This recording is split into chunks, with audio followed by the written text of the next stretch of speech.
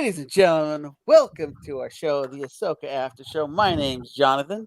And I'm Mike. I'm Bryce. And we have And a I'm special Gio. guest today, Gio. Hey, thank you for having me, guys. Happy to join you guys on this fun little discussion you have. And you guys all might know Gio from his other show that he does every other Sunday, opposite of the Jedi Archives, Unifying Force with Dave and Kat. Yeah. We're brother sister shows. We've got the Sunday slots, and I'm really happy to join for a live conversation and hear you guys' thoughts on Ahsoka. We're glad to have you, Gio. You're second and fourth Sundays, or first Yes, and third? yes. We're Second first and fourth third. Sundays. We're first and third. Yeah, we second do and the old baton switch, alternating Sundays. Yeah, and we both take off the fifth Sunday, so yeah. day of rest. Gotta be done. Before we go on, we have to address the elephant in the room. What's going on with Mike? What do you mean? What's going on? What? It's like that. It's like that Sesame Street. One of these does not belong. I am so glad, Jonathan, you waited to do this until we started recording. Yes, you like my Leku? yes, they're very, very nice, Mike. You want to see my backside? No, Whoa, it's a full 360. that's very cool. All I right. just appreciate Mike being in character. Yeah. Dressed up for this one. My inner Ahsoka. I'm the resident Togruta. There you go. I got my gloves. Oh, you got the gloves. That's cool. Yeah. Oh, it's the cosplay in action. Oh, they look really good. They look really good. You could defend some lightsaber blades with those, maybe. Yeah. Maybe test them out. All right, today we're going to review part 7. What is the Dreams title? and Madness. Dreams and Dreams Madness. and I never even get Dreams around to the and title. Madness. I watch it, and I go to sleep, then I work, then I sleep, and then I wake up for this. So I never get around to even seeing the title. So Dreams You and don't Madness. rewatch the show, Jonathan? When we were doing later the after show I was, but right now it's a little rough if it's early in the day. So I watch it once and that's it. So Wow. I got to sleep and work. Going to be the rough cut. Director's That's cut okay. here today, folks. Director's That's cut. okay. Directors. Yeah, all right. the ultimate edition. What are our initial reactions, guys? Initial reactions. Go ahead, Gio. Okay. I thought this was a fun episode. I was really glad to see everyone have the reunion, kind of in person this time. Obviously, Hera's kind of away. We had a really good prologue that did a lot of politicking, which I think is kind of necessary for the background of Star Wars overall and where we are in the saga. I had fun watching it a second time. The first time I watched it live, staying up at the twilight hours of 2 a.m. local time in the UK, I don't know if it was exhaustion or what, but I actually did feel disappointed. It was the first time. Ahsoka's kind of disappointed me because I had really high expectations and I think I let them lead my way too much. So last night I was kind of like, I wanted more. But today revisiting it, I was accepting it and thinking this is the setup for the finale. Mm-hmm. So what's the word, Mike? You call it penultimate? That's penultimate. Yes. Penultimate. Second to the last. So yeah. I'm kind of in agreement, but disagreement with Gio. I really enjoyed this episode. I thought it was good, but of course, in any storytelling, you've got to have that progression where you've got to get the rise and then the fall to the ending. So you can't stay on a high forever. It's just not possible, and it's not good storytelling. So I expected this to be like this because after we got Hayden, and actually my favorite so far, everyone knows is part 4. Part 5 was great. I loved it, but I felt like part 4 was like perfect storytelling for me, and that got me the most hyped up. 5 was great with Hayden, and we got some more Hayden this time, which was awesome. But I felt like I really enjoyed the reunion that we didn't get from the OG legacy characters. So Filoni gave us that reunion. That's great. I love it. We got Ahsoka with Ezra, with Sabine. I want the full reunion with Zeb. At least it was mentioned. And Hera and the whole, and Chopper, all of them on the Ghost. That would be great for me. Bryce? For me, it was a very good episode. It was solid. I will say right at the beginning with the politicking and hearing one of my favorite droids and all of Star Wars pop out, I will tell you that I got emotional. Like that hit me. Like, oh my gosh, like man, that's a way to connect this not only to the original trilogy, but also the sequel trilogy as well. So I thought it was just a really cool and well done scene. I have, I guess, more predictions. What I think might happen next week based off of this episode. I think there's paths that can there's several paths that this could go, but I have a feeling that one of them is going to happen, unfortunately. I really liked the episode, top to bottom. I think it was a great episode. If there was a issue, is the fact that it is the penultimate, and it's going to be tough to wrap this up. And I think a lot of expectations were we're going to get a lot coming into this episode because there's only 2 left. And I think because there wasn't too many expectations, too many things met in expectations. I think that's kind of where some disappointment goes. I still liked it. We'll talk about Thrawn later. There's a little trope he's done all throughout Rebels. We can talk about that when we get there. But other than that, I really liked it, though. I think it was good. I really liked it from 4 on. The first couple are really slow for me, but so far, the action's really getting me into it. I do agree. I think this runs better if you watch it continuously. The first 2 by themselves were a little rough, but if you just watch it continuously, like my brother came over, he had never seen any of the episodes, and I started rewatching it from 1, and it was actually quite pleasant to watch it just continuously, like a feature film. It's much more enjoyable. So yeah, I agree, Jonathan. All right, so you want to jump into the notes or anything you have to like? Anything burning, you guys? I'm saving my burning for the end. All right.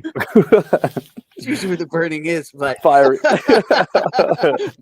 so it starts out. We do my notes are always chronological because I take notes as I watch, and so it opens on a Coruscant, and I love Coruscant. Coruscant's like one of my favorites, so I love revisiting Coruscant. Mm-hmm. And we've got that huge official building with the New Republic seal, and I was like, wow, that's so nice. So nice to see Coruscant without that giant imposing statue of Palpatine. Yeah, the Coruscant parts of Mando 3 are like my favorite parts. I loved seeing Coruscant again. I love going back there. I want so much more of that. So I really enjoyed going back. I agree, Mike. I was looking for the park in the background. I'm like, where's the park with the monument? Because that mountain is in the books. And so I like that it gets all tied together. So I love seeing that. But yeah, so we've got the building. Hera standing before the New Republic Tribunal led by Chancellor Mothma, where she's criticized by Senator Ziono, which is Kazuda's father from Star Wars Resistance, and a show that's not very well liked, but I do like it. I like it too, Mike. Thanks, Bryce. Thanks. Won't watch it. Never will watch it. It's a kooky show, but it does tie in really well between The Force Awakens and The Last Jedi. Yeah, and I'm liking it even more now with all the tie-ins with the new show. So I want to go back and rewatch it. So she's being criticized for her account of what just happened, and she's nearly court-martialed before a certain somebody, C-3PO, walks in, friend of the show, Chris Bartlett, and Anthony Daniels, because, of course, Chris Bartlett's in the suit, and then Anthony's voicing him, so that's awesome. I don't know. Chris was in the suit this time. That's cool.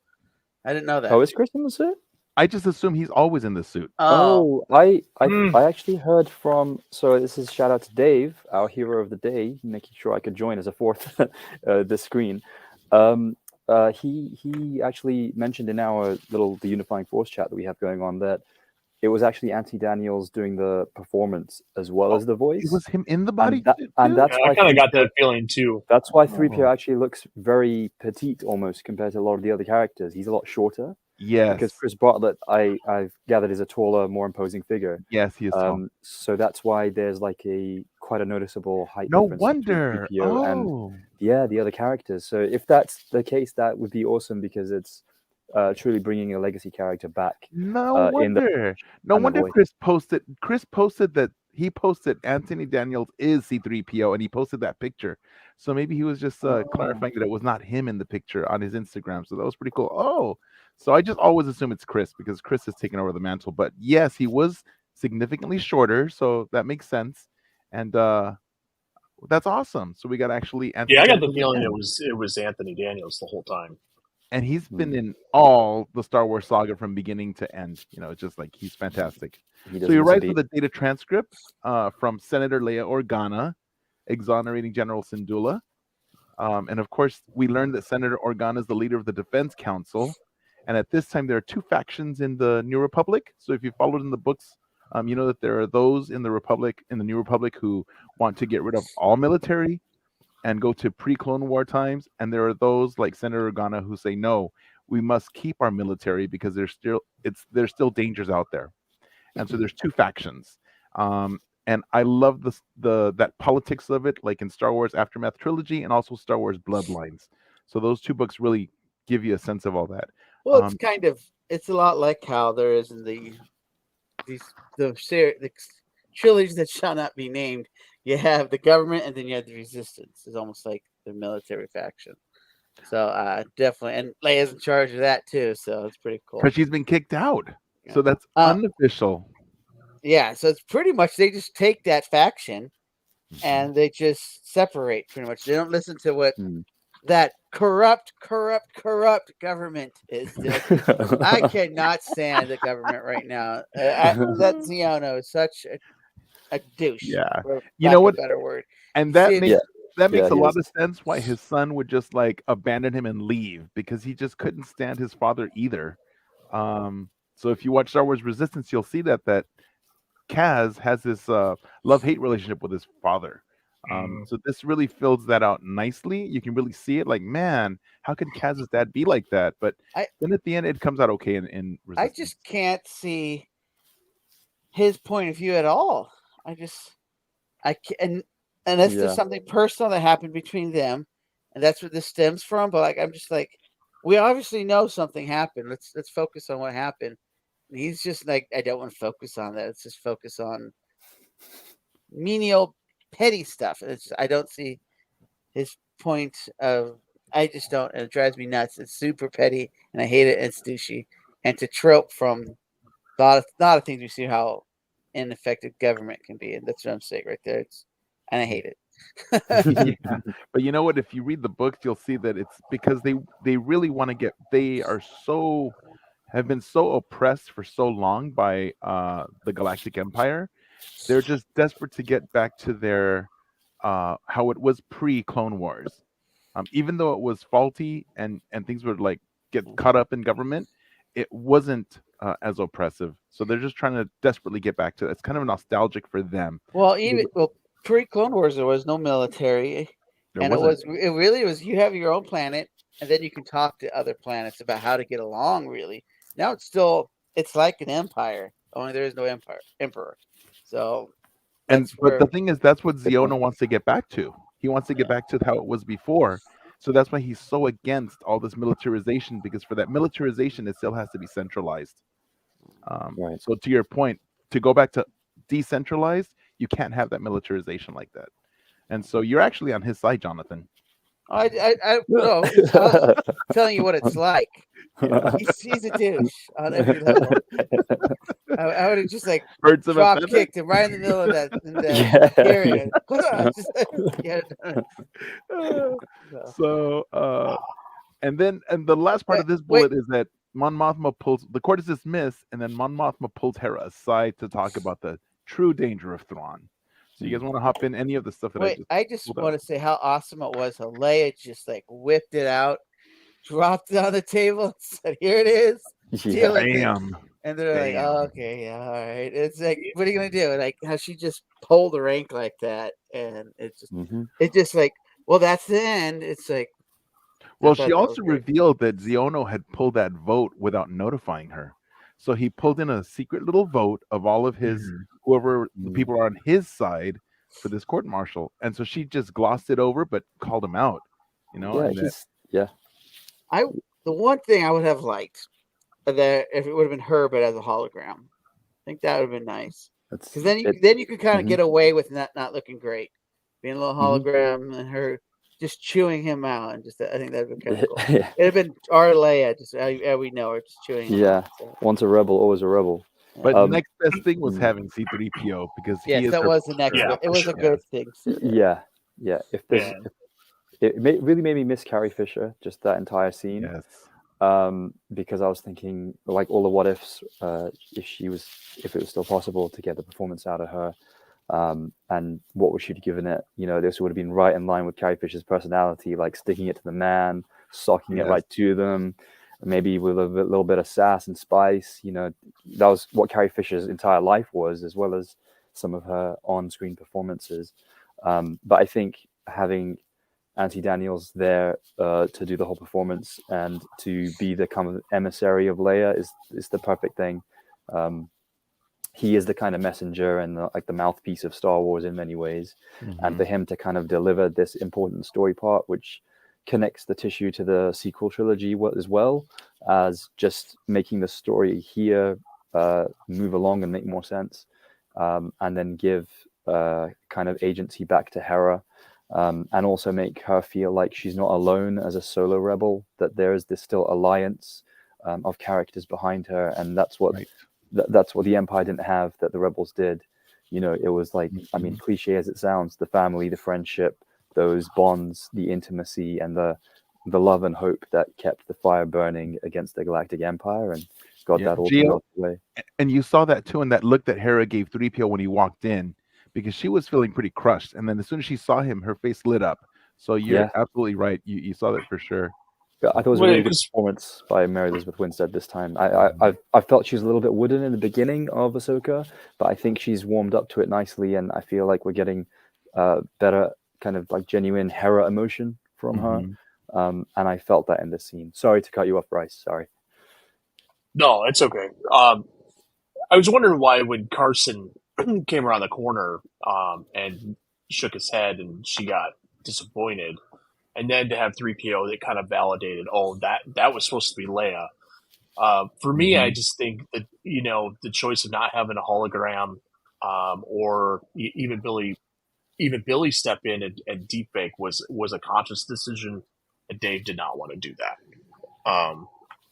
But at the same time, Mon Mothma clearly saw what was going on, right?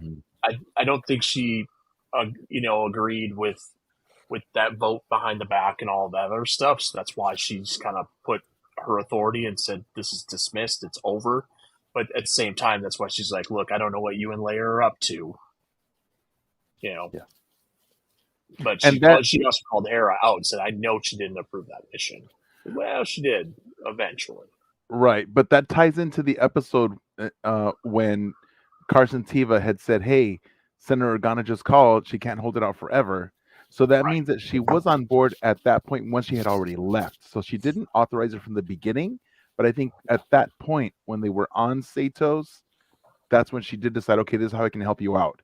And that's why Carson went and confronted this. Nope, this is a top secret mission. I can't tell you, because at that point he already had the assurance from Senator Organa that was a sanctioned mission.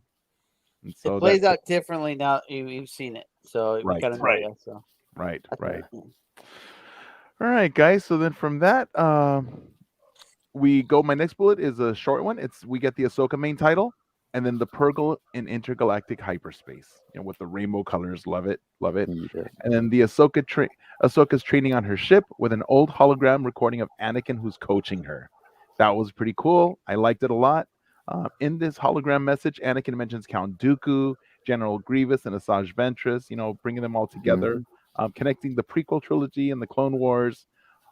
This is a callback for me of the trainings of Starkiller in The Force Unleashed. Remember, he would train with a droid and they would look like Obi-Wan, or it would look like different characters.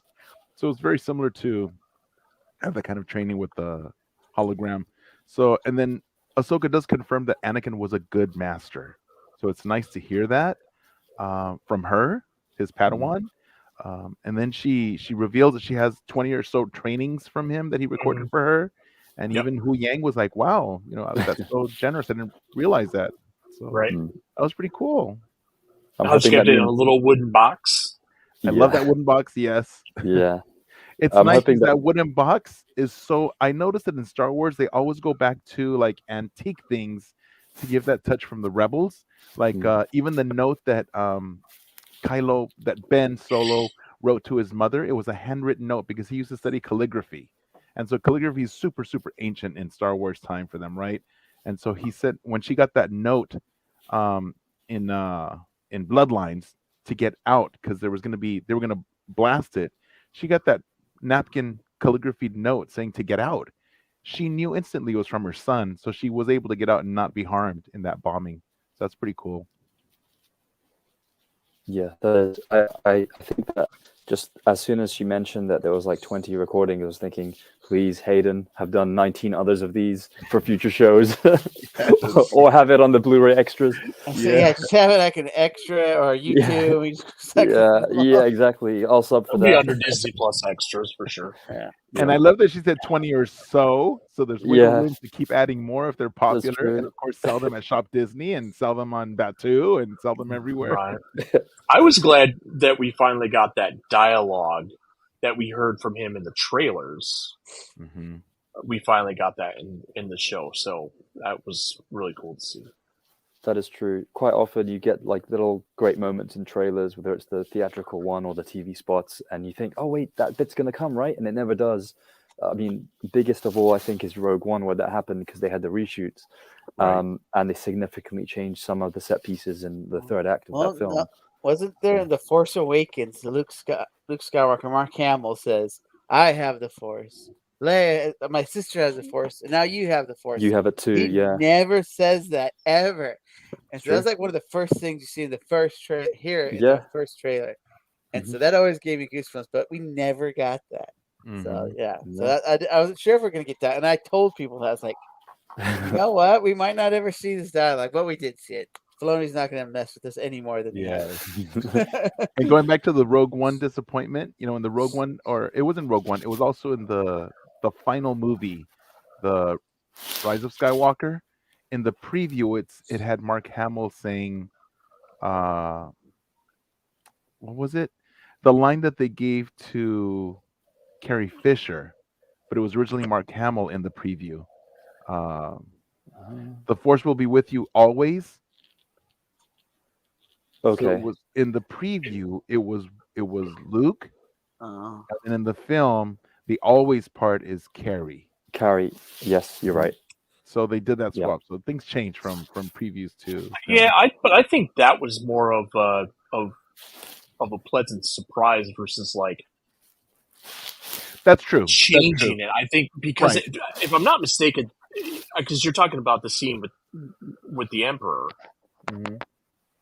towards the end, The where she grand defeats him. finale, I think. When Ray's on the ground. Mhm. Yeah, when Ray's on the ground, she's hearing all the different Jedi. I think that was a phased. I believe that was a phased line that started out with Luke and then faded to Leia. I do believe that was done on purpose, but not to give it away in the trailer. So Mark recorded the whole thing. Right.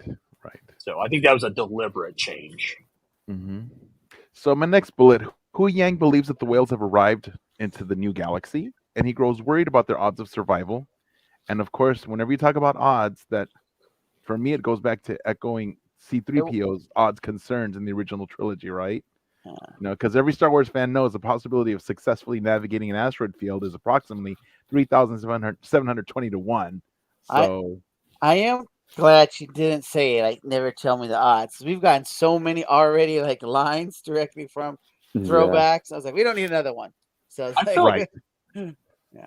I felt Hu Wang right there was more K2SO than C3PO though, because remember in Rogue One, there's do you want to know the odds of her using that on you? No. Well, it's They're high. very low. It's Oh yeah, very, that's right. very It's very high. Very bad. Yeah. Yeah. Right. So I felt like Very that high.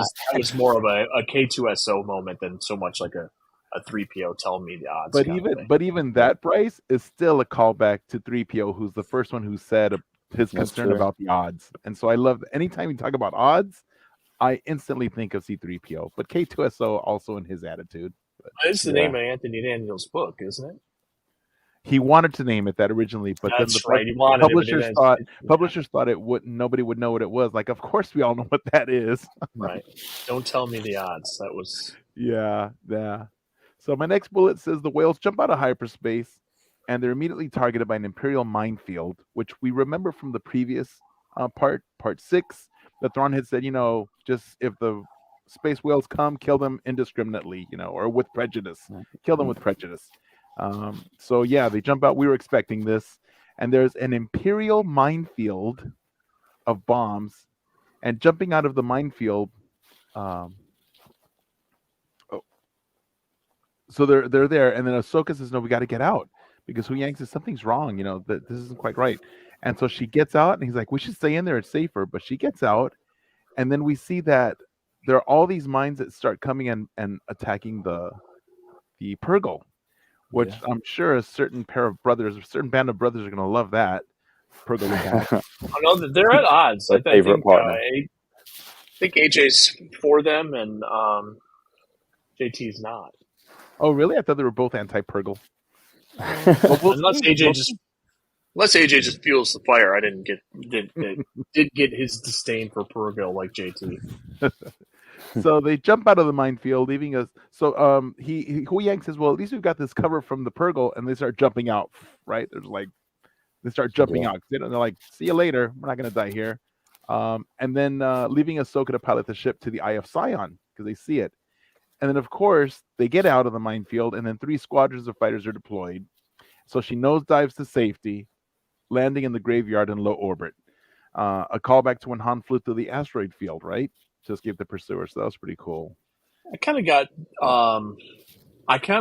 So it's good that you mentioned that. I didn't get those vibes. I got Obi-Wan from Attack of the Clones vibes.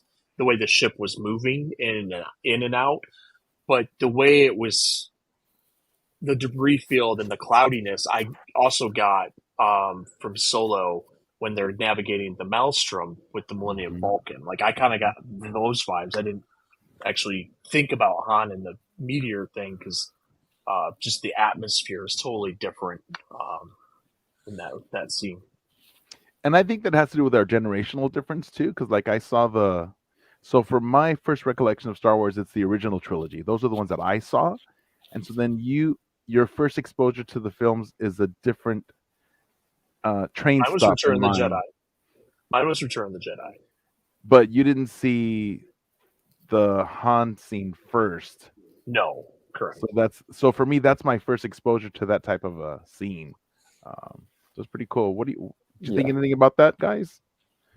Jonathan? I was a little worried for the Purgles. I was like, if we see a Purgle just being decimated, like chunks of meat, this is gonna be bad for TV.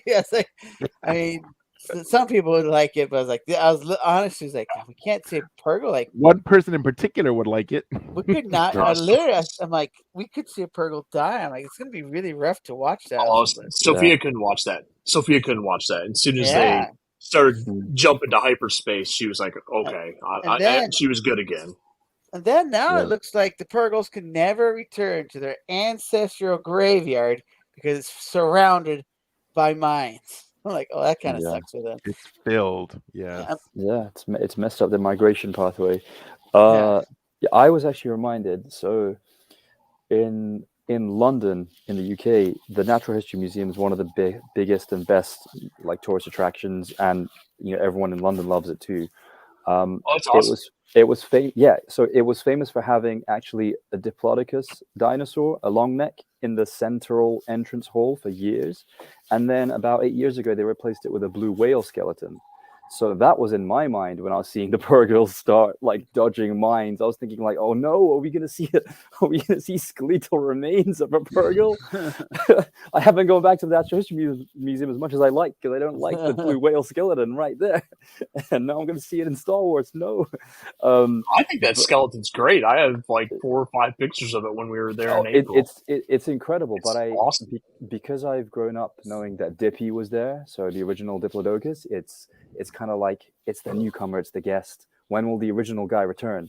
That I was getting flashbacks to any time I'm seeing whale, either skeletons or bones or remains. And I was thinking, this could take a very dark turn for Star Wars, even for Ahsoka, which has been quite a mature show so far. How will they navigate this? Well, pretty well. She navigated the minefield. And this is entirely irrelevant and very immature, but I was also reminded of Finding Nemo when they navigate the mines to survive against the sharks.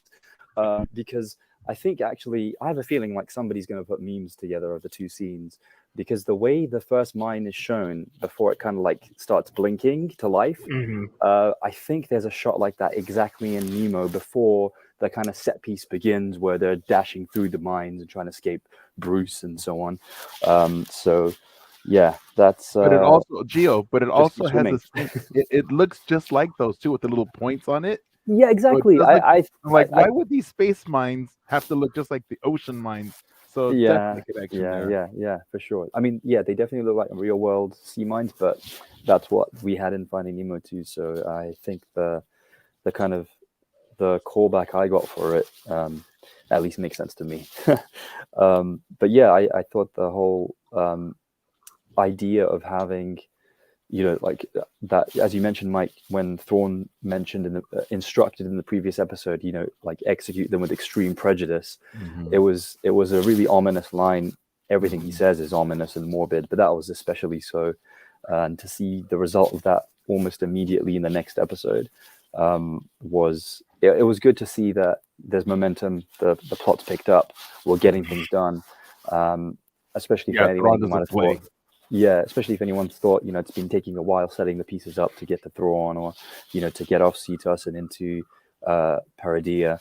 But we're here now. Ahsoka's here, and we're heading to the reunion at this point in the show. Right. And good that you mentioned that, because my next bullet is we then get the swipe to Peridia. And Thrawn hears about Ahsoka's arrival, and he reads the information that Morgan had gathered for him because he wanted that, and from the database. As he's reading that, he learns that Anakin Skywalker was Ahsoka's master. And of course, Yes. Thrawn has a long history with Anakin/Vader since the Clone Wars, as we know from Thrawn Alliances. Great book, which features not only Thrawn, but also Anakin, Vader, and Padme, but also Batu, Oga's Cantina, and it even explains the scorch marks inside of Oga's, which you can see when you visit Oga's Cantina at Galaxy's Edge today. So that's pretty cool. Where's Olga's? Oga's Cantina is on Batu. It's in BSO. Where's Batu? Black Spire Outpost. Where's Black Spire Outpost? It's in the outer reaches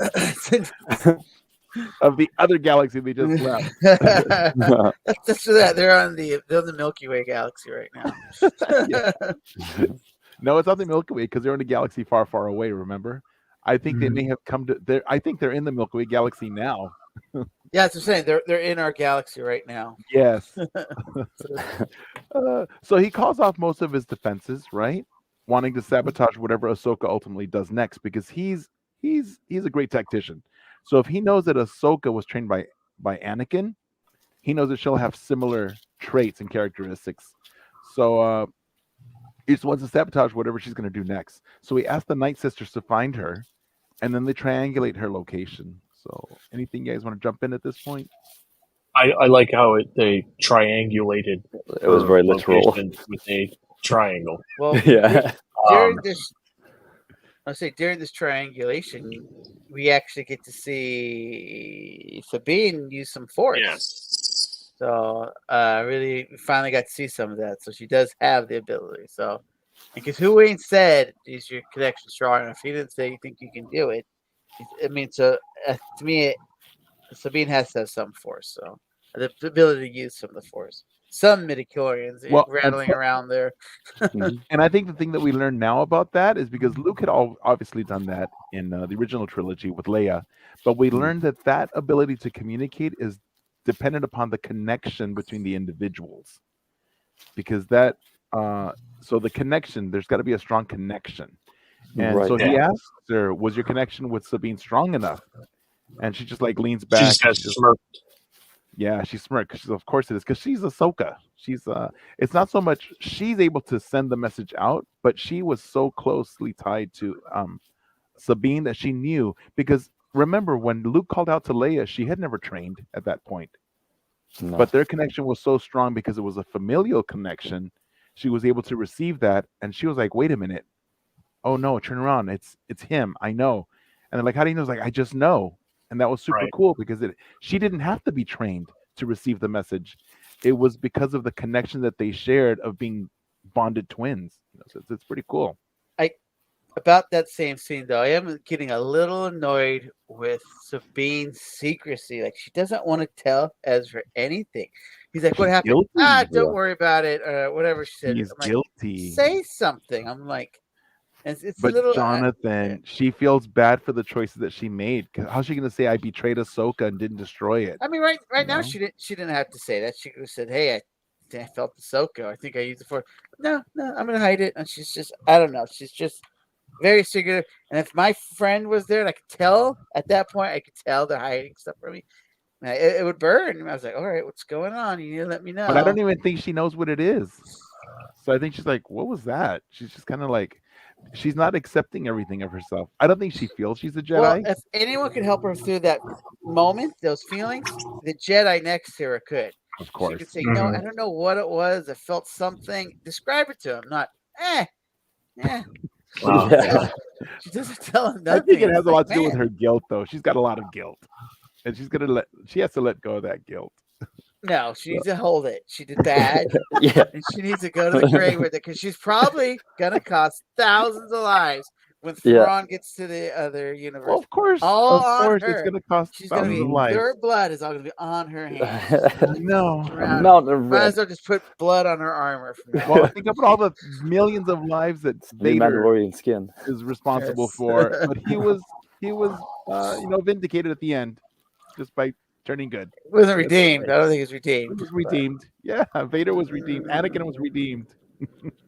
Anakin was that's another. redeemed. Vader was destroyed. Yeah. Yeah. So my next bullet That's how says we'll that get around that. while riding in pods with the naughty, Sabine catches Ezra up on everything that he's missed, like you were saying, except for the stuff that she's holding back. So she mentions the Empire's defeat at Battle of Endor, the Emperor's death, and she says she's skeptical, right? Because she goes, "That's what people say." The New Republic, and then she mentions Zeb, how he's training recruits, and I love Zeb. He's my boy. Hera's commanding the fleet, but doesn't get into specifics of how she found him. So we have Yeah. that discussion right now I about did that. like that she said Ahsoka took me on as apprentice. And That's coming.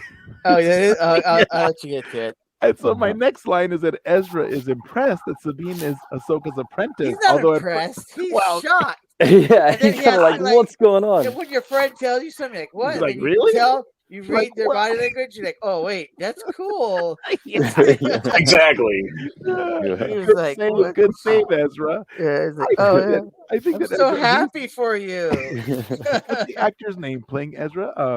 Eman Esfandi, Yes, he's doing a fantastic job. he's excellent. I think he's Ezra into real life, but like perfectly. I love his interpretation of the role. He's doing great. I love this Ezra. The actual tone of his voice is almost perfect as well. I know that shouldn't Exactly. be a necessity, but it definitely helps. You bridge the connection between the animated version and the live action one. Yeah, Right. from the moment he just appeared with like casually leaning with his arms crossed in the previous Yeah, in the previous part, he's just encapsulated the kind of aura of Ezra, and Yeah. absolutely. every line he Absolutely. says is perfect. We haven't seen a lot of him yet, but to me, he's done probably better than the rest of the legacy characters so far. Sabine's pretty close, but it took a while for Hera to catch on, and Ahsoka's still really not my Ahsoka. She's getting there, but Sabine was pretty close. But Ezra is just right off the back. He knows exactly what. Like he's watched a lot of the episodes and was like probably at home in front of his TV, leaning and The saying lines. mannerisms, Yeah. the tone of his Yeah. voice. He's perfect. He's He's perfect. done a really good job. I agree. Yeah. And you know what? The thing about Sabine, I agree too about Sabine's character. The only thing that bothers me about Sabine is that I've looked at Sabine from Rebels, and her color tone. I mean, just this Sabine looks like a white Sabine. I don't know. the original Sabine. How do I edit this out? I know. Don't edit it. It seems like they made her more palatable, but Sabina's great. Oh, I think Ezra's perfect. I know what you mean, because Sabine. I mean, the voice actress behind Sabine is of South Asian heritage. She's South Indian herself, Tia Sircar. Sabine's character, I mean, Rebels had a particular look and aesthetic. It seems like some of the characters from Lothal were kind of more tanned, and then I guess it's maybe they've found that hard to translate. But I do get what you mean. I think that's why let's just focus on the best casting of all. I think just aesthetically seems to be Ezra, and then his actual vocal performance and body language performances match up to that so well, and that's why we all kind of feel like he's hit a home run with every moment he has in the show, and I hope it continues. And getting back to Ezra, he does say that he recalls that she had trained a little bit when he was also learning under Kanan's tutelage, but Sabine is still upset over Ahsoka's apparent death, right? So, and I think that's why she's confused. So she got this telegram from Ahsoka, but she's like, wait a minute, Ahsoka's dead. It went to her spam folder. She was like, she's like, she goes, that's a fake message. I'm gonna just cancel it. It's a phishing scam. I'm not gonna give him my card details. Yeah. So my next bullet, we go on to Baylan and Shin, right? We swipe to a different story. Baylan and Shin are riding nearby with a group of migrating nomads that they encountered in part 6, which and it did have that. I played it again. It did have kind of that musical connection to the, like Bryce had said, to the Knights of Ren. I thought it was interesting. Yes, I thought so too, and I did hear the music because I played it back. I'm like, there is that connection. The music is fantastic. He's who's that music guy? The one doing the music for this? I'm bad with Kevin Kiner. Kevin Kiner. Yeah. I know who he is, but I can't forget it. I can't remember, but the music's great. So they're riding nearby, and then we cut to Thrawn calling the Great Mothers for assistance to locate Ahsoka, and then they use their Dathomiri magic as Morgan whispers an incantation. I think this is where he says it. Thrawn keeps saying escape this galaxy. And I know that's looking into it. And really maybe just returning to the other one. But just when we use the word escape, I mean, they're trying to get away from something. So I love that. And I kind of wish there was something there. Maybe there is. Maybe that's what Baylan's doing. There might be. I think there is, because that planet seems pretty desolate. It's pretty. Why isn't it full of cities? What? It looks pretty tore up. So meanwhile, in the T6 shuttle, Ahsoka's sitting there with Hu Yang hiding, right? And they're watching the space krill, just kind of like out the windshield. And then Sabine senses and smiles at the realization of Ahsoka's call, right? Because this is the part where she's connecting. And the Great Mothers pinpoint Ahsoka's location. Thrawn's forces, led by Captain Enoch, use the coordinates that they found to find her and force her to pilot the ship away, racing towards Peridia. And then Thrawn's like, okay, perfect, right? I've got it. And she's like, wait a minute, finish her. He's like, no. He's like, I want her to we are not her primary focus. So my goal was to get her out of there and away from us.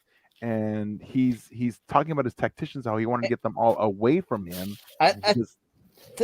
He says this. I think he's a little full of it. He says, so wisely sent her away. I'm like, you didn't know she was coming. Right. No, he says that about Sabine. He says that's why we sent Sabine so far away. Yeah, he didn't know that Ahsoka was coming at that point when he sent her away, right? No, but he did send her away because he didn't want her coming back to our galaxy. But he said so wisely, like he knew that this was all part of his plan. He's got a lot of arrogance. We know that. He's very arrogant. About how he handles everything. So it didn't surprise me that he said. But I do get your point, Jonathan. But you know what? It was part of his plan to get all the Jedi scum away from him, because he sent her off to find Ezra, and then he sent Baylan and Shin off to hunt them and kill them all, sending them all away from him while he loads his ship to leave, because he doesn't want them to come back with him. He doesn't want them. He doesn't like the Jedi at all. Yeah. I think I said that after whatever episode, and there's like, well, I don't know if he do. I'm like, no, he hates Jedi. He does. Yeah. I mean, he made that clear. he threw that shade where he said was the effect of like the Jedi. I mean, they're just going to go out hiding. They're very good at that. I was like, okay, just reminding. Well, remember, reminding us. Thrawn was one of the highest top leading men in the military for the Empire, and he didn't know that the Empire was evil. He didn't know about the Sith Lord. So in his mind, is like, you know what? The Jedi betrayed the government, betrayed all the people. They're evil. So in his mind, he's the good guy in his mind. So I totally see that. Yeah, good for him. My next bullet: the naughty caravan stops and points into the distance, and the false Jedi are up there on their howlers at the top of the ridge.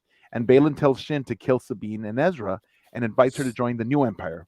Go, you're gonna join the new Empire, take your place. And he confesses that he will no longer be her master, right? He's not going to stay with her.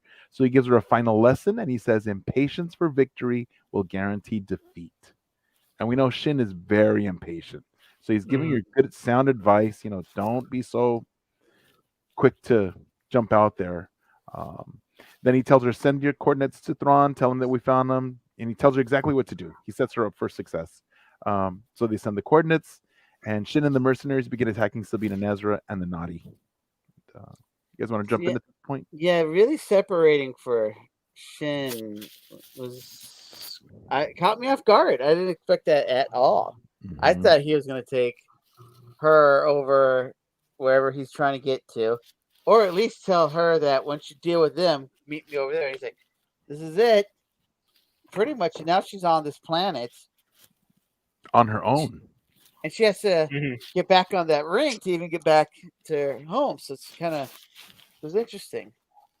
I didn't expect that. And plus, after he said that statement that he's preparing her for something more than Ezra, right when he was talking about the Boken Jedi, and she's so like me, and he's like, no, you're much more than that. So I'm like, wait a minute, if he's preparing her for something much more than that, how can he abandon her now? But I don't think her training's done. That's what I thought. I mean, she didn't win. She's not nearly as powerful as he is.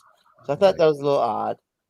I thought so too. But you know what? He is setting her up to be the lead fallen Jedi for the new Empire.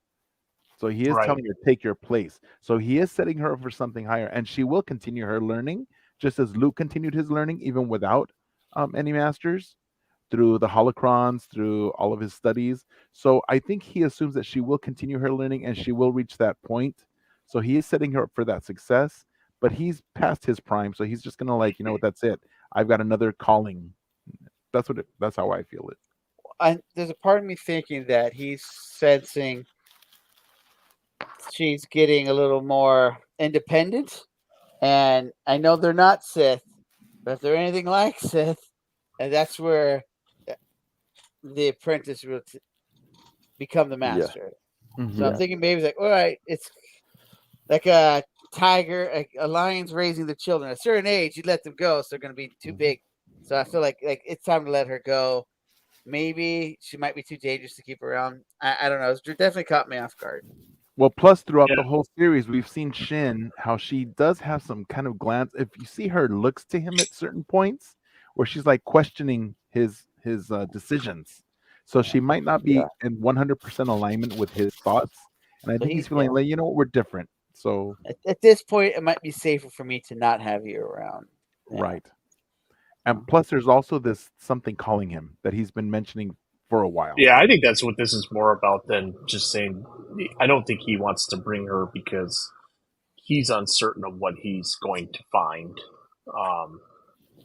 Whatever's calling him, object, sentient being. I think it's an object, but who knows?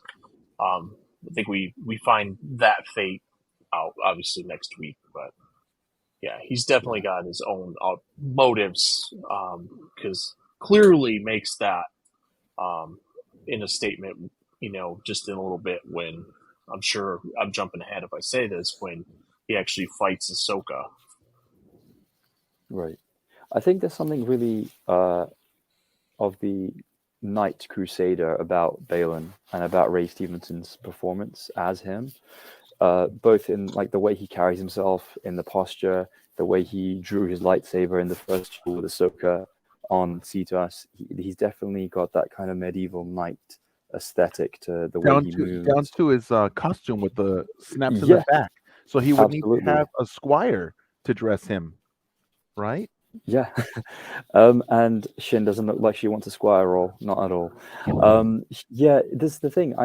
I've had this feeling that Balin's calling, whatever it is, obviously it's shrouded in mystery. We don't know any better than what three parts ago when he first mentioned it. Mhm. That there's some sort of martyr-like aspect to him. Maybe he sees that as a way of achieving, I don't know, serenity in the Force. He's not a one-note dark Jedi even. He's not somebody who just wants the rule of two like the old Sith. Mhm. He acknowledges his past as a Jedi. He feels he's moved on from it. He also is very reflective and introspective. It's like he's contemplating, as Bryce, you were mentioning, you were saying that you had kind of like predictions and different pathways you see this going. I feel like that's the kind of vibe that we're getting from Balin, that he's looking at the road ahead and he's seeing forks in this pathway for him. And right now he sees Shin as diverging from his direction. So that's why he sends her. He doesn't, mean ill toward her. I don't think it's a comment on her failing as an apprentice or not living up to what he wanted, but I think he just sees her on a different path to his own. And I actually think he does deeply care for people. He is compassionate. I think he does have empathy. There's something about Ivana Sacco, the Shin character actress, in her entire performance, that every look that she's given when the camera's lingered on her for more than a couple of seconds, there's been something that, there's been like hatred and there's been like conviction in what she wants to do. She's quite feral when she's been fighting Sabine, when she is confronted in the forest. But there's also something that just screams of loneliness. There's like this pang of wanting to have company. And we see that a little later, as you'll get to in the notes later in this Right. episode. There's something about belonging that she needs, and that's maybe why Balin says, look, you go off and join the new empire, because she needs that support around her, because not she's just actually not join, alone. not Yeah, just join Geo. He tells her, take your place, that's true. because there's a definite place in that hierarchy that's designated for her that really would have been his, but he's setting her up for that place. So that's different. I see Balin as the Jedi equivalent of what Thrawn is. So Balin's not evil. He thinks he's doing the good thing because he didn't like what happened to the Jedi Temple when it was destroyed. He does have nostalgia for the Force and the old ways of the Jedi ways, and he did state at one point that he wants to bring back the original, what it was that set up the Jedi Order. So he doesn't want to go the way of the Sith. He really does believe in the Force, and I think he just saw that there was something imbalanced and wrong in the Jedi Order. It was destroyed. He didn't want it destroyed. He was confused when it happened. He didn't like that. He went into hiding, and he was frightened like all the other Jedi that went into hiding, just like Kanan, just like Obi-Wan, just like everybody that went into hiding. So, but there were no rule books at that point. So they just started like making up their own rules of what they're going to do to survive. But I think he's the equivalent of like Thrawn. So he is a Jedi. Things went all haywire. There's no rules for him. He thinks he's on the right path. So in his mind, he's the good guy. Yeah. And he doesn't. He was very disappointed with Ahsoka having to fight her and kill her because he didn't want her dead. And he made that statement clear to Elsbeth, right? Yeah. He didn't want. He did tell Morgan that he didn't want to lose Ahsoka. That would be a loss, and it would be a shame. Because there were so few Jedi left. Yeah, it's exactly how he justified it. Yeah. So now my wait. On Geo's no, I was thinking about what Geo was saying.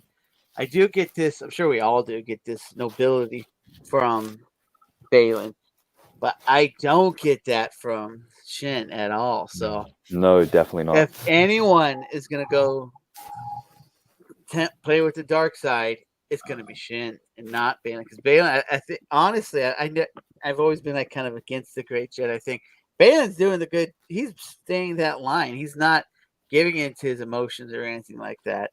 But Shin, I can. If anyone's gonna go to the dark side and play with those powers, I can definitely see Shin doing that. So it should be a cool antagonist if we get a season 2.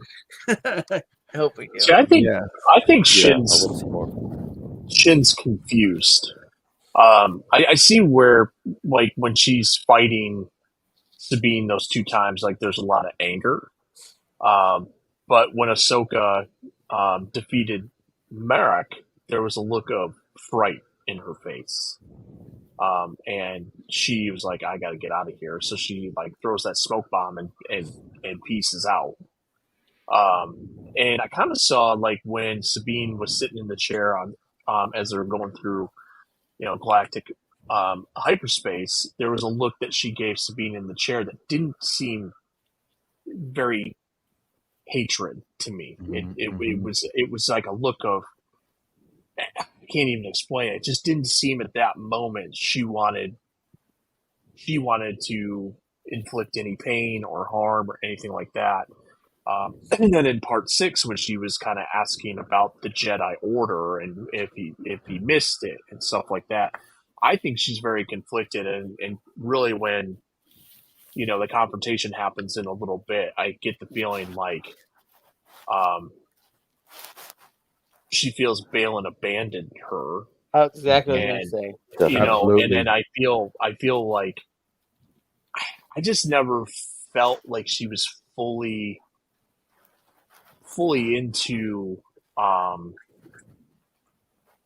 wanting to be part of the dark side. Like, even when he says take your place with it, in the new empire, she's still very hesitant, right? Like, she gave the coordinates. Well, Bryce, she went. Bryce, the new empire doesn't mean the dark side. It just means the new empire. So in Balin's mind, that's the new the order, bringing the government back into power that it should be. So. Yeah, but I think Gio said if anybody was going to dabble in the dark side, it would be her, and I'm just kind of saying I don't get that vibe. Like, it was just, that was just mine. That was Jonathan's point. Right. Yeah. Oh, Jonathan, sorry.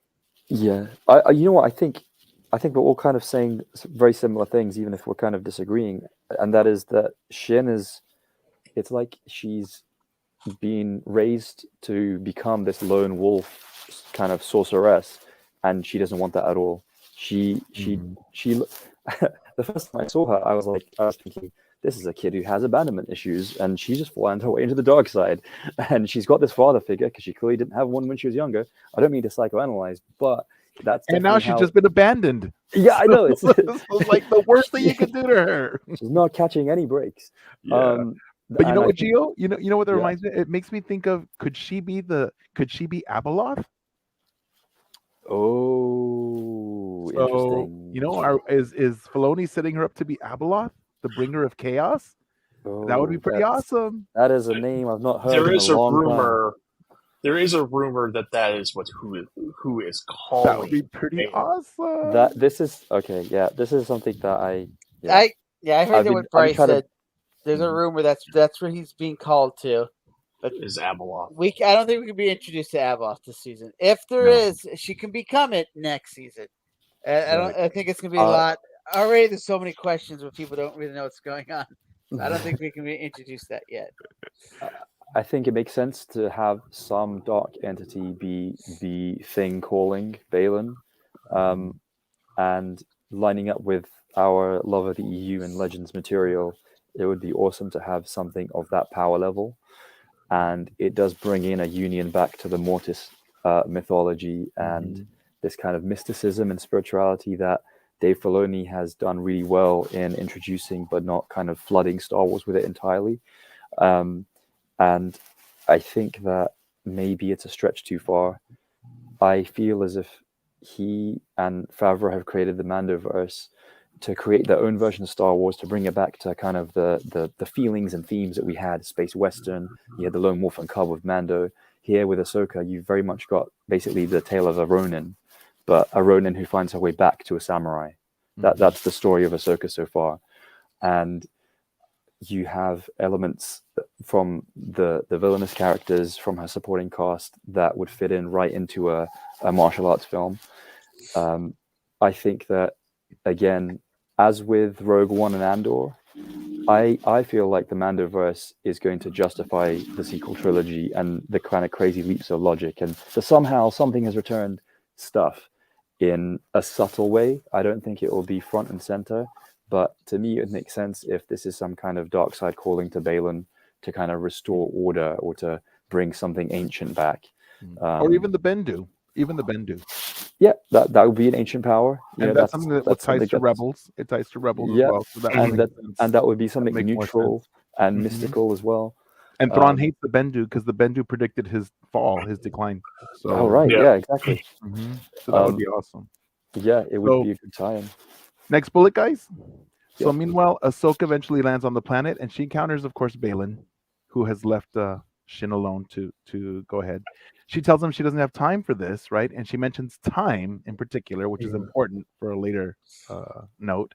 And she engages in a duel with Balin while Hu Yang pilots a ship above. And her getting onto the planet, that was pretty awesome, though, right? Because they're being followed by the squadrons. And she's like, let's do that thing again. He's like, no, not again. You know what I thought almost? That Hu Yang's going to do like a straight up. She's going to jump out and land from ship to ship. Like, I know. That would have been really cool. It's such just dead bodies out of a moving vehicle. And lands on her feet. So that's I was like, oh man, that would have broke all your legs. But, you know what that reminded me of? That reminded me of Anakin's landing in Coruscant when he's after Zam Wesell. Do you remember that landing? He takes fully on the shins and knees, and I was like, oh, that would shatter everything in your lower leg. Not if you have the Force, though, because if you read the books, they train on how to soften fall. their landing. They know how to fall. They're like nicely. cats. It's big in the High Republic. It's big in the High Republic. They would just push you off the cliff. Yes. I love it. But you see them slow down. It was slowing down. No, it was just gravity drop. And that's something in the Return or Rise of the Red Blades. She mentions how her partner fell from the cliff face, and she thought, she didn't have time to stop him, and she thought, but he dies, and she's like, I thought that he would use the Force trainings that we have to slow his fall, but he didn't, because when he got stung by the birds, he was paralyzed and he probably died in flight or falling. So that's a cool book. I do really like this duel. I thought it was a great duel, and it shows that Balin is still more powerful. He straight says, "You can't defeat me." Like, man, even after Ahsoka's become Ahsoka the White, she still can't defeat him, which is pretty cool call. Letting us know how cool he is. But I don't know if that scene was even necessary. I mean, couldn't she just landed closer to them? That's what I thought was a little odd. It was really just a chance for us to see more lightsaber duel, which I love. I just story-wise, that scene wasn't necessary because there was no dialogue in it that revealed anything. At least I missed it. But to me, they fought, and she did the diversion. She ran away. But I think it's important, Jonathan. It's important because she does mention that she doesn't have time for this, and later on. Yeah. Time is a very important factor in all of this. Because remember, this is like a countdown until Thrawn gets the Chimera loaded up and out of there. So time is ticking and that candle's burning. And the longer she spends not doing what she wants to do, then the harder it's going to be for her to get back to our galaxy. And so, they are battling, and then she loses her footing, and then she swings toward Balin, and he holds her katana saber, right, in his hand, freezing her, and he tells her, "You cannot defeat me." And then she responds, "Perhaps." So she's acknowledging, maybe I can, maybe I can't. You are pretty powerful, dude, for an old guy. But I think I can take you, but I'm not sure. But maybe you're right, maybe you're not. But then she says, "But I won't have to." And that's when Hu Yang is coming in, distracts him enough, and they repeat that same puff of smoke magic that Shin had done with Sabine for her to escape now. So the first time Shin did it, puff of smoke, poof, she took off the distraction. Now puff of smoke, poof, Ahsoka steals his howler and she's off. He's like, and he's like, that was pretty cool. So he even acknowledged he's kind of proud of her for doing that. When he stands there too for a second and stares in the direction that she's going, and then all of a sudden he just kind of stops, turns to his left. He doesn't he's pensive. He's pensive. He hears it again, and so then he decides, this is not my path. She's not my problem, and he goes the opposite way. Right. Yeah, because he looks to her, then he looks off in the opposite direction, and he's very pensive, like, I've got to make a decision, and he leaves in that opposite direction that's beckoning him on Peridia. Yeah, exactly. He conveys so much emotion with just the angle of his look, his glance, his eyes. Oh, he's so incredible good. acting. He's so good. Yeah, every What a second loss. he's injecting more character into it. Mhm. Huge loss. So then Ezra and Sabine are bickering over who's going to wield the lightsaber. I thought that was pretty cool. It's like, here, your lightsaber's like, no, I gave it to you. It's like, no, you take it. No, you use it. You've been training. And they're like, what? Right. Obviously, Ezra should take the lightsaber, but he's been there for so many years, learning to survive without his lightsaber. And I was even wondering, why didn't he find a kyber crystal on that planet somewhere? There must have been at least one that would have called to him, and he could have created a new lightsaber. You know, Um, you know where he got his original kyber crystal from? Dave Filoni said this in an interview. He got it from the World Between Worlds. He didn't get it, so he it transferred in there. So it'd be cool if he would have got another one in the World Between Worlds, but it'd have been nice for him to have another lightsaber. yes. And, yeah. But he didn't know it was World Between Worlds, and we didn't either. But if you We go didn't back and either. look at that, Yeah. episode, we're like, oh, I see it now. Yeah, the markings, the music, yeah. That was pretty cool. Definitely. So they're bickering, and then Shin and Thrawn's troopers nearly kill Ezra and Sabine, right? They surrounded them.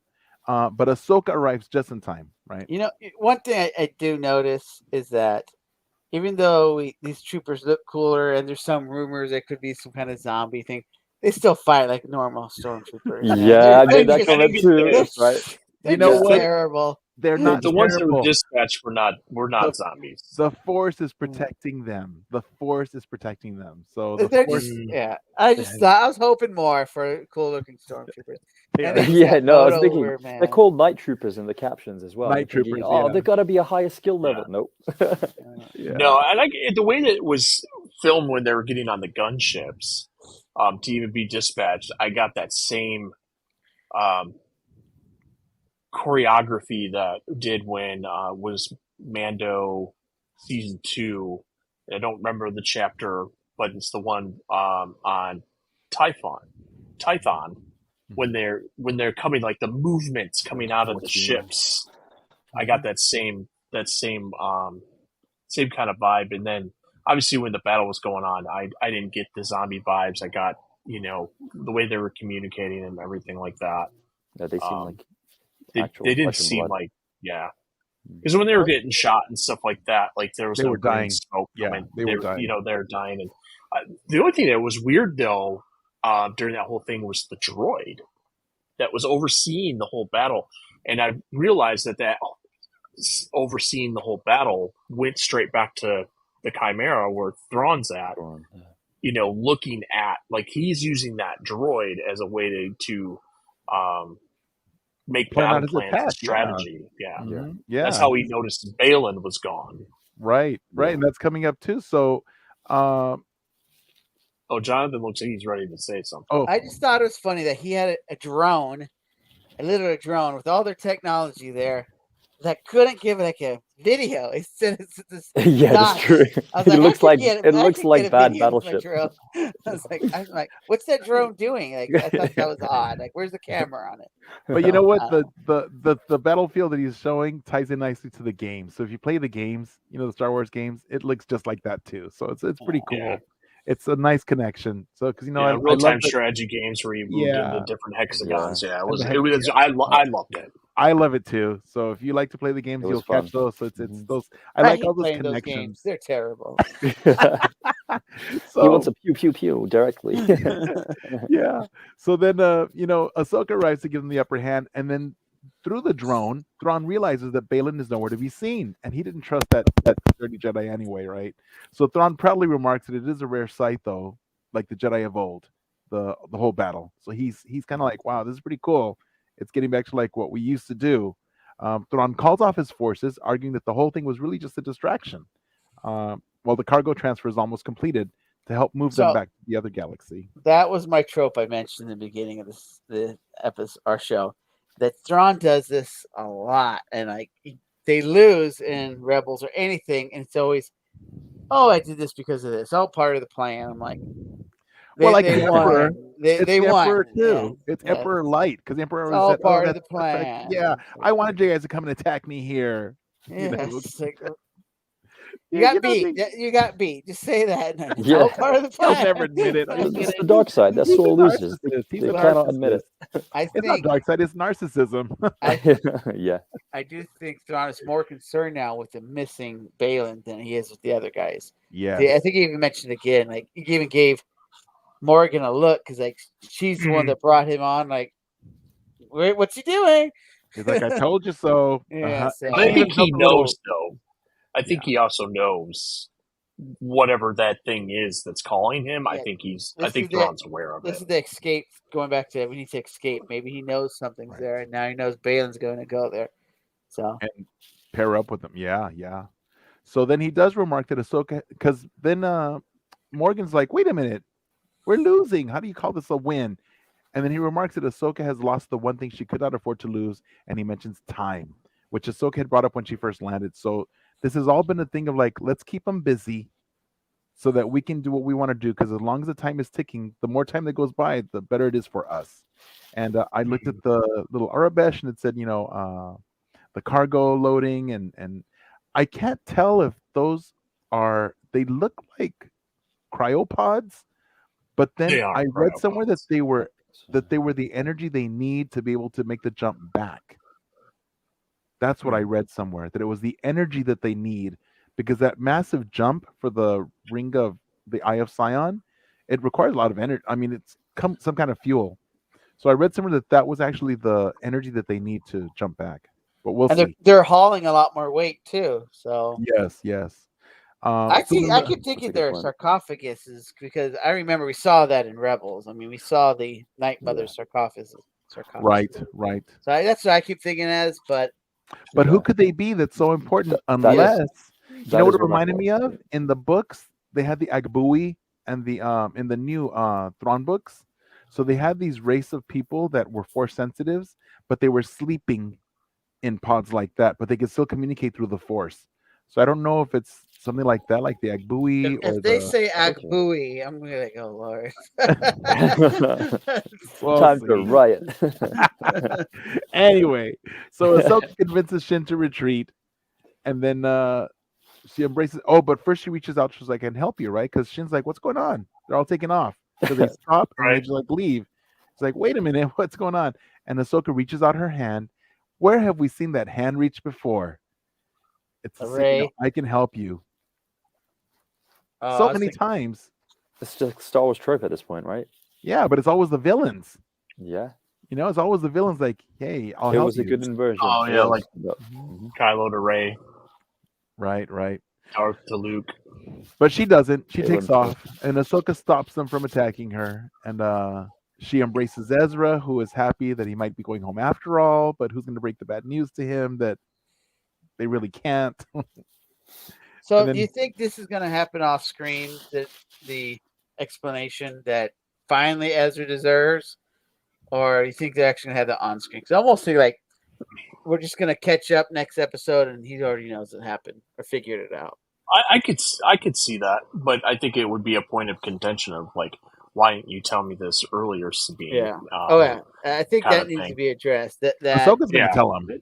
Definitely. And if not Ahsoka, Hu Yang will. Hu Yang's going to like blurt it all out. That's very Well, true too. and I was thinking Ahsoka could take a whale back, but whales aren't going to go around that planet. So Not with don't the know mines out there. yeah. So now they got to hitch a ride on Chimera, so which means they have to get back. So we all. But I guess the other part is though is the mines are out there, but we know that the Chimera is going to be attached to the Eye of Sion, right? The Eye of Sion then has to do like a 180 and go back through that minefield. So I'm telling you, the minefield's not going to be there. Well, the Chimera is going to jump through hyperspace, so it doesn't matter what's out there. It'll just do a Haldo maneuver through it. Nothing's going to happen to the Chimera. But even that Haldo maneuver could like That open up a seems little pathway. convenient. Oh God! Don't even talk about the whole though. Yeah. That's pretty awesome. I love the Haldo maneuver. I I hate love it. it. It's good. So, I'm So just- Hu Yang returns with the T6 shuttle, and the naughty nomads emerge to see Ahsoka, and they're pretty happy, right? There's somebody else. There's like, oh, they're friends, they're friends. So Ezra gets a feeling that he might be going home after all, and that's the extent of my notes. And we're at the end of the he episode. really wants to get home, He wants to go home Yeah. bad. and he hasn't mentioned anything about dangers really, which is not even dangers from Thrawn. Really, it's really Thrawn Yeah. just kind of let him be his own thing. His dangers are kind of just like nomads and stuff, so that's kind of interesting. But he really wants to get home, and he keeps saying, "Let's get home." He wants to get off this planet.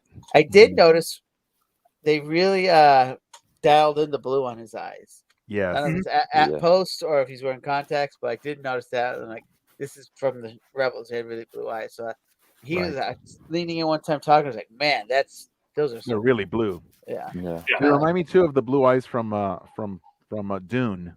Oh yeah, I'm gonna say that. That's true. Makes Yeah. sense. Almost glowing. So that was the last of my notes, guys. Any other All right, guys. What are your burning things? Final thoughts? What are your final thoughts? Yeah. Mine is I don't know how they're gonna wrap this up in an episode, so I don't. They're not. Unless it's, So unless season it's an hour 2, and a get half. ready. So Yeah, I they're kept hearing not. people saying they're not gonna do season 2, but I was like, I think they need to do season 2. Why not? This is the second highest rated show after The Mandalorian. So I think on Disney Plus altogether. Not just Star Wars, but I think all of Disney Plus. So it's doing really well. And so I think they just need to do another one. Help flesh this out. There wasn't enough time. So Plus, when is the movie coming out? When is the movie coming out? Well, see, that's the thing. They're 2027, not, I believe. they're not even done with the strike. So I think everything's getting pushed back. So we The do writer's have time for portion another of it is season. done. Yeah, but the the writers actors are are the not. actors So slot's not. So it's But the to thing me, is, me. we do have time for another season before the movie. yeah. yeah. Even if Well, it kept the deadline that they've set Mhm. forth already, I think there would be time for another I season. think we stand a better chance of getting the 4th season of Mando than we do the 2nd season of Ahsoka. I want Not saying Ahsoka can't show up in the 4th season of Mandalorian, but Well, Mando could also show up in the second season of Ahsoka. Oh yeah, if they do I it, get it. I think if they do more, you'll see some kind of cross because Mhm. we got to remember they're in the same galaxy before the movie. Right. Well, they tied it. That's so. This is why I also still think, and I know Gio and I had an extensive conversation about this, but I feel like that I was a little bit justified with Grogu seeing the Purgo. I only say that because these things are happening side by side, right? Yeah. Yeah. And at the beginning of the episode, they say, "Oh, what about the siege of Mandalore?" Right. So that happens, and we know that hyperspace travel happened. So I'm curious if that literally is a connection piece for Mando season 3 to Ahsoka, because they do mention that. They don't mention Moff Gideon. They don't know about the Shadow Council at all. Mm-hmm. That's how well hidden this is. They don't know about Project Necromancer. Nope. Which these coffins would tie into that also. Correct. So, yeah.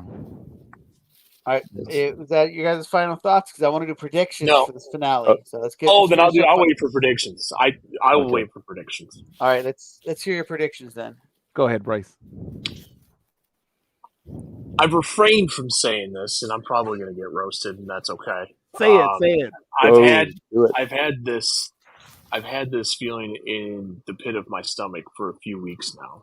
Is it burning? And I think the end of the show kind of convinced me that Ezra does not make it out of there.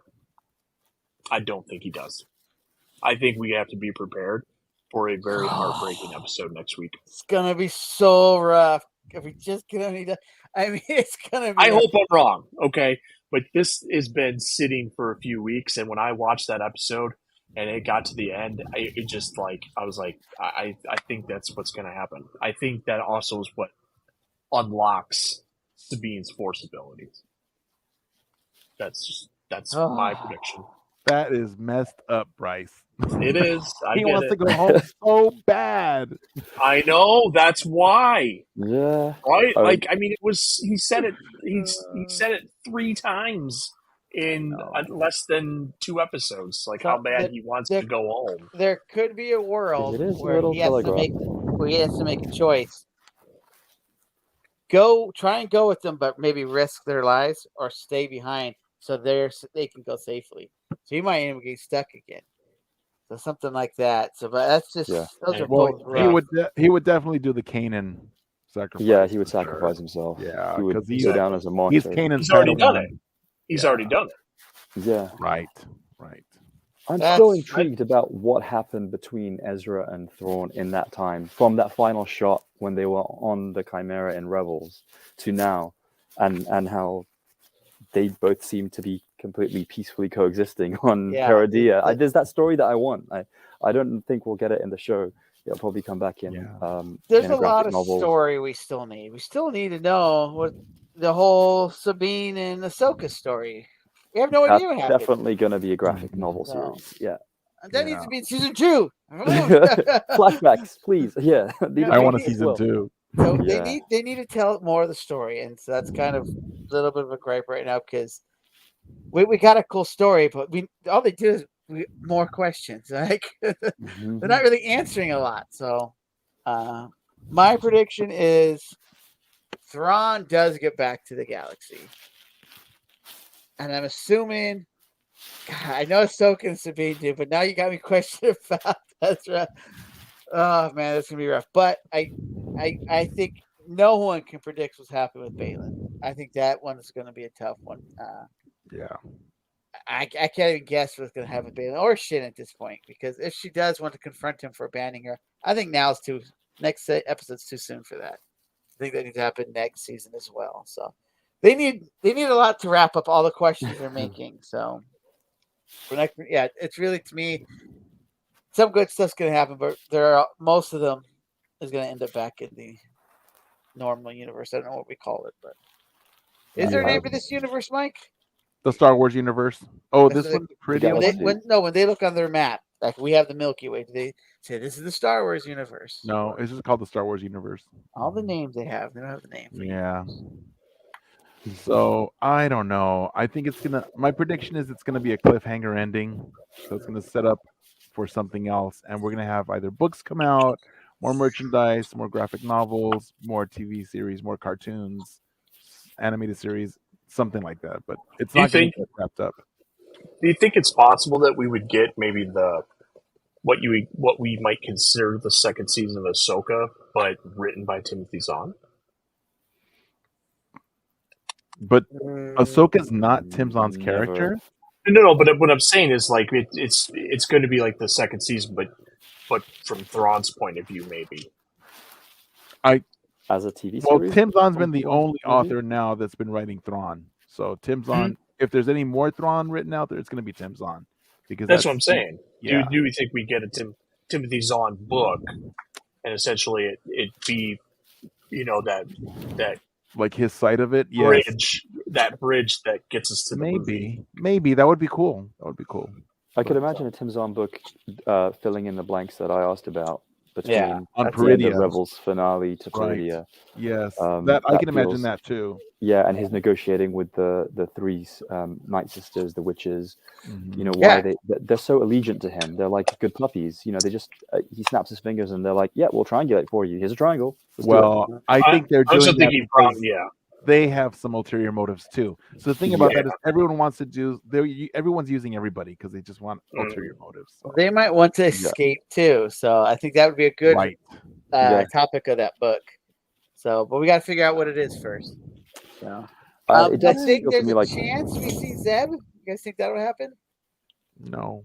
I'm standing firm on that. I don't think he shows up. I don't feel like there's time for Zeb unless he's in the background shot. But I think that would be a miss. I think after the season, looking back, I'm like, Zeb should have been in there a little bit.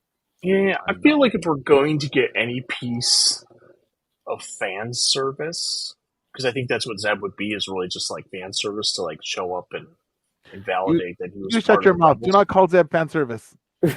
He's part of the crew. He's critical. I get it, but it really doesn't make sense for him to be in the story unless you provide it in the way of fan service. Well, he makes more sense than Does he make more sense? Does he make more sense than Kanan? No, who's the guy helping right now? But Kanan can come back as a hologram. Could come back as a Force vision. Would you want to see Freddie Prinze Jr. as Kanan? Or would you want someone else? Oh yeah, I think it would be cool. I think he'd love it, but I don't feel there's room for it in the story right now. No, Freddie Prinze Jr. does not want to do Kanan live action. He's made that very clear. Yeah, well, he will not do it. They can always hide their intentions, right? Until that's true. That's true. That's true too. Look at Harrison Ford. Yeah, he came back. So anything goes. Well, that's it.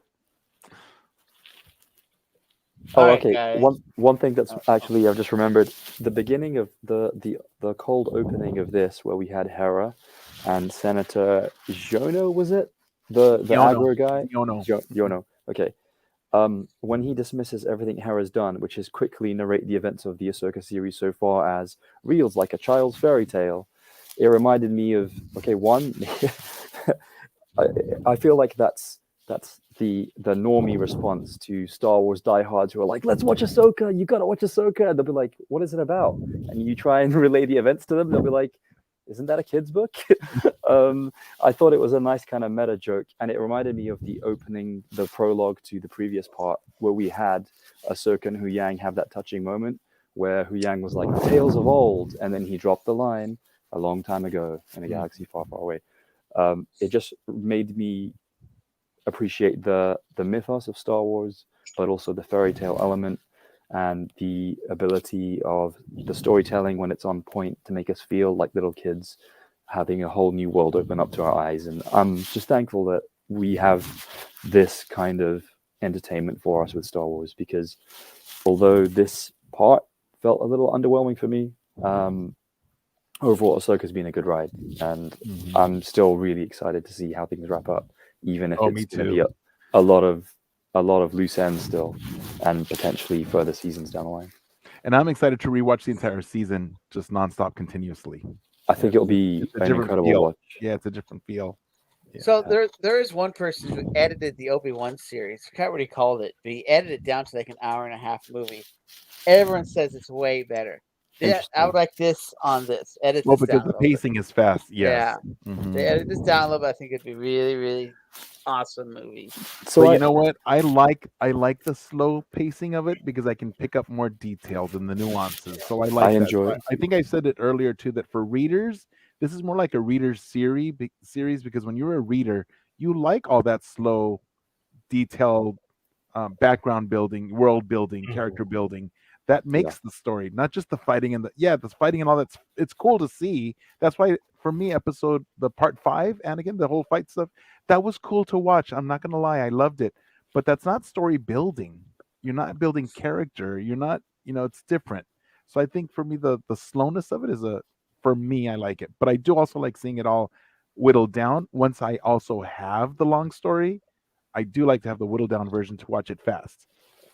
Yeah, I think if you enjoy the Lord of the Rings extended editions, you like the slower paced things. If you Yes. like a show like The Wire, which goes microscopically and then macroscopically builds up, you appreciate the slower tone of things. And I think Andor did that perfectly if Oh, I you love had the Andor. persistence for it. And I think Ahsoka, to me, has, up until this episode, done a pretty good job balancing story, character, momentum, Mhm. giving us questions and answers, and elevating material that came before. I would disagree with you a little bit, Mike, in that the Shadow Warrior part with Anakin returning and coaching Ahsoka from the periphery of death back to life and her choosing to live, I think that added immense character development to Hayden Christensen's Anakin. And Anakin Skywalker as a character is forever richer in the Star Wars galaxy just because of that one part we had. So I'm really Absolutely. glad. I'm really, really glad we had that. But I do agree that to me so far, part 4 was the best directed part of Ahsoka. There was so much in every second of that part that worked. And I think it was Ray Stevenson's largest role. And I think it showed us that he has always been a fantastic actor, and Balin will be cosplayed forever because of him. Right. And yeah, I just hope that the finale hasn't been rewritten because of the tragedy that happened. I can imagine that might have happened. I hope it's not this is very selfishly as a fan, obviously, not at the expense of the story. I'll understand if it is, though, because they need to honor Balin's character, and there's been something grand in his eye all along that's accumulating, and there's something about the fatalism and the stoicism in his voice and in his looks that's made me think he's going to sacrifice himself for what he thinks is the greater good, and it would be some sort of mass shadow generator, some kind of super weapon, something like the Sith Temple on Malachor 5 that was actually another super weapon at the end of Twilight of the Apprentice, season 2 of Rebels, something dramatic that has total destructive capability and might wipe out this alternate galaxy with Peridia entirely. And maybe he sees that as a way of stopping the return of an Abeloth or a Palpatine or some dark entity.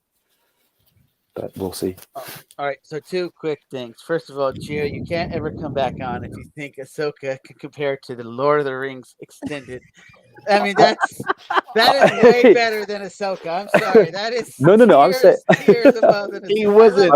it wasn't a comparing Ahsoka to comparison. that. It was I'm not a sorry. comparison. I You got did it, not listen Gio. to I me. got it, Gio. You I weren't got listening. it. He wasn't listening. First, yeah, that's you can't ever That's come back not what on he if was that's what you saying. think. And then This the is an other thing, Ahsoka after show. What are you saying? It's heresy, huh? it doesn't compare. Yeah. No, I love the Lord of the Rings trilogy. Yeah, it's I do one of my too. favorite things. It's one of the best things ever made, the extended It's edition. really Yes, I don't think they could have redone it. They rewrote this episode to say kill off Balin because he wasn't here. I was just so refilming anything. It'd be a cut. He goes into a ship and it blows up. I'm like, I don't think anyone would like that. So without Yeah. like a proper death scene, I don't think they're going to redo. Yeah. You can't shoot a proper. So I don't want a cheap death. So No. yeah, so we'll see. But I really don't think they would have done. I think also it was pretty much done right because I mean they were doing the not red carpet, but they were doing the press. Remember they were at celebration and all that. So I think, and He they were already died done yeah. filming. So It was it'd be middle rough to go back. So I of- hope they don't because we also know when it's Mando season 3 when they have to change their original story, but they have because of outside stuff, it kind of hurts the story, and so I think it might hurt the story some. So I recast it unfortunately, but I think that's the best option, right? Unless he does naturally die in this show, in the episode. So I kind of had a feeling that Balin was only going to be in this season anyway, without the unfortunate passing of Ray Stevenson. I felt like that was a character that has like a point A to a point B. Shelf life. It's, Yes. Yeah. That makes sense. And if anything, if anybody has the longer shelf life out of them, is Shin. Shin. I agree. And I think that this part set that up perfectly. And I was like, wow, this is so serendipitous because he did part ways with her and he set her up to be the leader. So it's like, well, she's a bigger character. Well, I think before he does leave the show, he has to have a couple things. Either he has to have a showdown with Shin because she's going to say you abandoned me, or he has to have a showdown with Ahsoka because he's beat her twice already, pretty much. So I think he's got to have those showdowns either way, and he has to be defeated in one of those. Maybe it happens. I don't think he wants a showdown though. He's not that kind of a guy. He doesn't want a showdown. He doesn't. Story-wise, Ahsoka has to beat him, or Shin has to confront him. I don't think she has to either because she stated that in this episode, in this part. Yeah, because she said, "I don't have to." I think Ahsoka has risen above the need to battle him.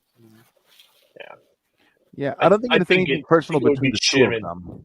Yeah, Shin and Balin, I could see that. I could see her confronting him, and then maybe that him I can saying, see. You need to go, and then it becomes a master versus apprentice situation. I could definitely see that. Yeah, because definitely she has abandonment issues, and he's abandoned her again. So it's like, poor girl. All right, everybody, that brings us to the end of our show. Thanks for joining us. Jonathan, you want to do the litany?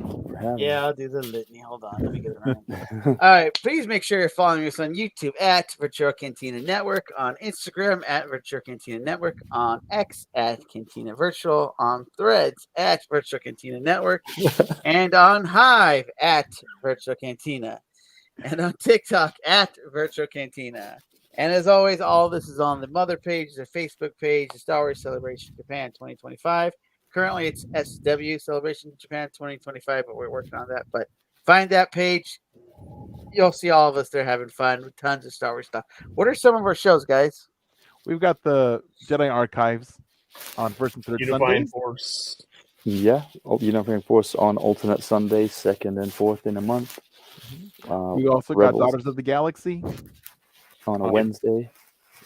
Alternating with the Nerf Herders. Nerf Herder console. Yeah, we We got also Rebels have, Revisited on Rebels Monday. on Cannot Mondays. forget that. We've got the Tuesday happy hour, which is always fun. Join us there, and it's also the Ahsoka.